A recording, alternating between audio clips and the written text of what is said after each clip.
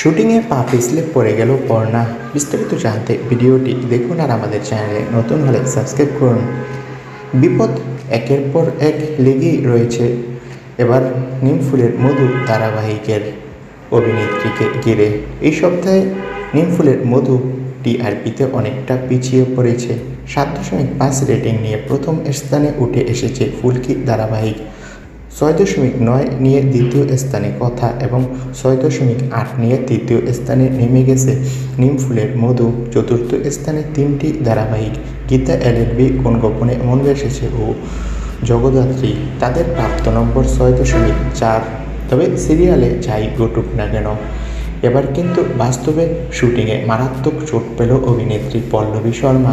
হঠাৎ করে নিমফুলের মধু ধারাবাহিকের শুটিং স্পটে অভিনেত্রী দৌড়াদৌড়ি করছিল, মজা করছিল। হঠাৎ করে পা পিছলে পড়ে যাওয়াতে পায়ে প্রচণ্ড চোট পায়। ডক্টরের কাছে ব্যান্ডেজ করা হয়েছে অভিনেত্রীর পা।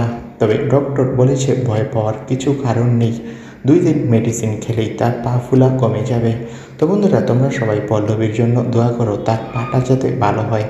আর সিরিয়াল জগতের সব লেটেস্ট আপডেট পাওয়ার জন্য আমাদের চ্যানেলটি সাবস্ক্রাইব করে পাশে থাকা বেল আইকনটি বাজিয়ে রাখো।